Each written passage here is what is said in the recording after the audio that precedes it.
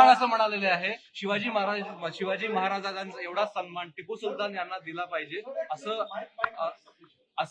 भाषण सपकाळ काँग्रेस प्रदेशाध्यक्षांनी ज्या पद्धतीनं ही भूमिका घेतली आहे त्याकडे तुम्ही कसं बघता? खरं म्हणजे त्यांना लाज वाटली पाहिजे.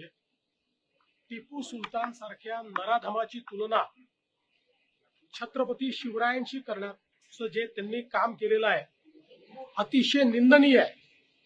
छत्रपती शिवरायांनी स्वराज्य तयार केलं, मोगलांच्या जोखडातून सामान्य माणसाला मुक्त करण्याचं काम केलं आणि खऱ्या अर्थानं सामान्य रयतेचं राज्य तयार करणारे छत्रपती शिवराय होते.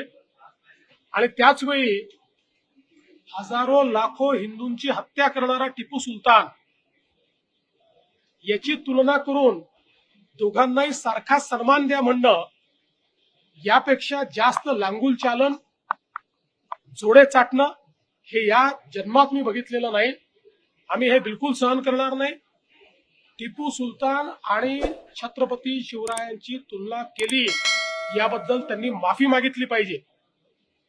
आणि अशा पद्धतीनं जर ते बोलत असतील काँग्रेस पक्षामध्ये काही जरी थोडी जरी नैतिकता राहिली असेल तर काँग्रेस पक्षाने देखील याचा कॉग्निझन्स घेतला पाहिजे आणि त्यांचे जे मित्र पक्ष आहेत त्यांनी देखील त्यांची भूमिका याच्यावर काय आहे हे सांगितलं पाहिजे.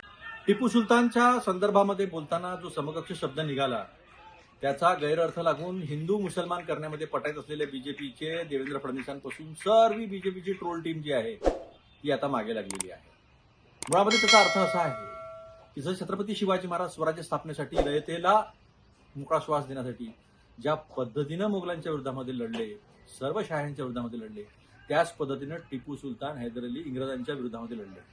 Anglo Mysore war 1, Anglo Mysore war 2, Anglo Mysore war 3 हे कशाच युद्ध काय लढता लढता ते शहीद झाले.